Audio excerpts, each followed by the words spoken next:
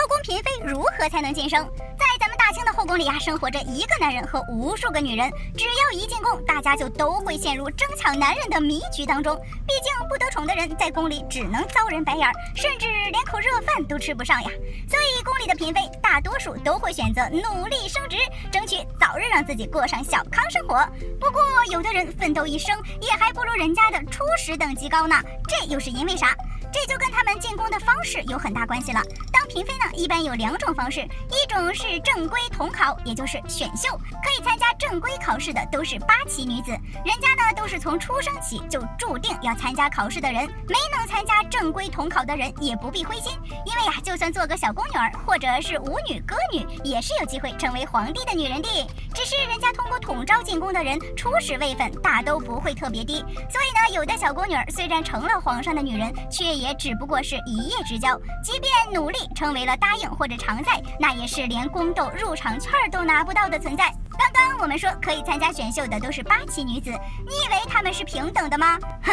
根本就不是哦。她们即便都是8旗出身，也有很大的差别。如果你成功考上紫禁城皇家学院，并且属于上3旗的话，就意味着你大概率会成为贵人，初始等级就比别人高出1截，而且一进宫就拥有宫斗 party 的入场券，开场就可以和各位宫斗老油条愉快的玩耍了。不过你要是想开局当皇后，那除非这位皇帝是年少登基，成为皇帝之前没有正妻，这个时候只要你身份高贵，也有成为皇后的几率。但如果皇帝已经登基很多年，选秀也已经有过1次的话，成为皇后的概率就会非常小。为啥呢？因为清朝皇帝不会废后，历史上的整个清朝时期就只有1位废后，所以大多数妃子们只能盼着那凤椅之上的皇后是个短命鬼。等皇后一走，后宫的妃子们就可以光明正大的争抢这个继后之位了。不过呢，一般情况下，继后之位大乱斗是王者级玩家的战争，第1位分的小菜鸡是参加不了的。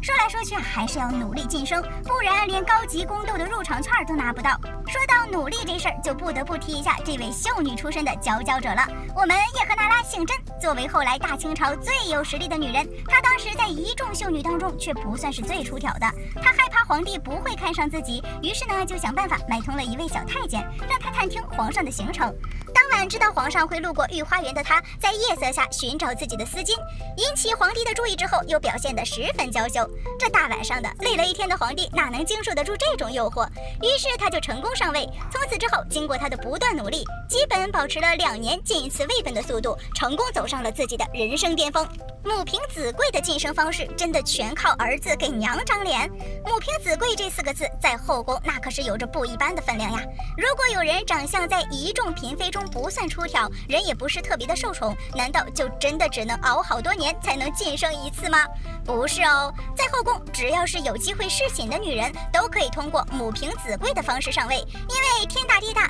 孕妇最大嘛，吃穿用度都得是好东西，整个孕期都被人伺候得舒舒服服。等预产期快到的时候，产婆、御医这些人就准备就绪，24小时不间断待命。历史资料中还详细的记载了慈禧当年有孕后的事情，整个孕期都有专门的御医待命，1个月就要进行1次会诊。产期将近的时候，她宫里就有6位御医和2位产婆轮流值班，且昼夜不息。同时宫中还给这位未出世的婴儿准备各种衣物和玩具，可真是满宫人都围着她转呀。等孩子生下来之后，要是你生的孩子讨喜，皇帝一高兴，没准你就能一跃而上，从此成为高等级的王者。如果你生下的是个聪明可爱的男孩，只要你好好教导，这可能就是下一个皇帝呀。除了长远的利益之外，在后宫生孩子也是有福利的。等孩子满月之后，妃子们就能拿到自己应有的赏赐啦。不过呢，这福利待遇呀也是分得清清楚楚的。就拿最实在的赏银来说吧，明文规定是皇后1000两，皇贵妃500两，贵妃400两，妃300两，嫔200两，贵人和常在都是100两，答应就只有50两喽。这皇后的赏赐和答应的比起来，差的真的不是一点半点呀，就连皇贵妃也都只能是皇后的1半。除了这些银子之外，皇上和太后还会送来一些其他物件，这大好的日子肯定是不能给一些不好的东西的，所以这些礼物又是一大笔收入。既生孩子可以得到政治地位的提升，还可以获得这么多可爱的小钱钱，真是赞爆了呢！不过你以为这待遇是谁都能有的吗？单纯了，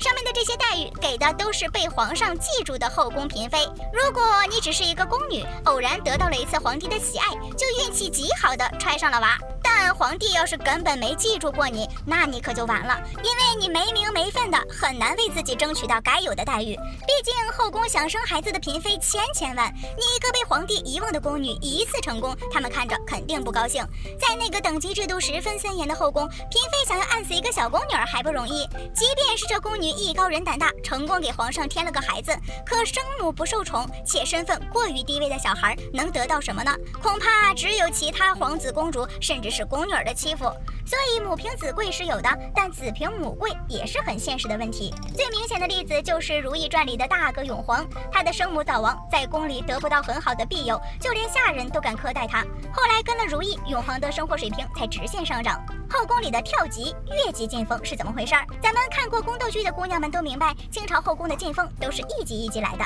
跳级现象在当时可是乱了规矩的。关于这一点，《如懿传》里就有一个经典的例子。在《如懿传》中，皇后郎华去世以后，我们女主角如懿马上就要上位，但是却先封了个皇贵妃，之后才封的皇后，这就很明显是顾着规矩，不能出现越级进封的现象。虽然在历史上是皇太后想让她成为继后，但最后结果是一样的，都是先册封为皇贵妃，同时呢赐予她协理六宫的权利，让她在成为皇贵妃的同时，也拥有了皇后的权利。之后过了一段时间，她才成功的从预备皇后正式转为皇后。可见呀，在这规矩森严的清朝后宫，跳级这事儿啊，还真是不好办。难道越级进封在清朝真的不可能吗？也不是啊，因为规矩也是人定的，最终解释权当然还是握在拥有最高权力的人手里。在同治年间，后宫就有一位妃子从惠妃直接越级成为了皇贵妃，这就是历史上的淑慎皇贵妃。她难不成是有啥过人之处，因为皇帝过于宠爱才越级进封 ？No， 这人背后的大佬可不是皇帝，而是当时大权在握的慈禧太后。这位淑慎皇贵妃的位分还是慈禧本人亲自封的，原因就是自己儿子选了慈安看好的阿鲁特氏为皇后，却没有选自己看好的富察氏，所以呀，慈禧就跟自己儿子唱起了反调，把富察氏封为惠妃，还让她享有贵妃待遇，之后还直接越级进封为皇贵妃，甚至还在同治帝驾崩后，慈禧还封富察氏为敦仪皇贵妃，后来还给了她4字封号。凭借这敦仪荣庆皇贵妃的名号，富察氏也就成了整个清朝历史上唯一一个拥有4字封号的皇贵妃。由此可见，在后宫想要一路高升，皇帝的宠爱并不是唯一的办法，能好好的笼络住太后，也不失为一个快速升职的好办法。看来呀，条条大路通罗马这句话，无论到了什么地方都依然通用呀。一旦进入清朝后宫，第一位分妃子根本进入不了宫斗内场，只有努力的拿到入场券，才算是真正的参与到了宫斗里。如果这个时候你能给皇上生个孩子，那真是再好不过的事情了。但你要是既没有上3旗的好出身，也没有皇帝的宠爱，身上没啥一技之长，颜值在后宫也排不上号的话，听姐一句话，赶紧去巴结太后，你还有升职加薪的机会。好了，清朝的后宫晋升制度，咱们今天就说到这里啦，宝宝们别忘了点赞评论哦，比心。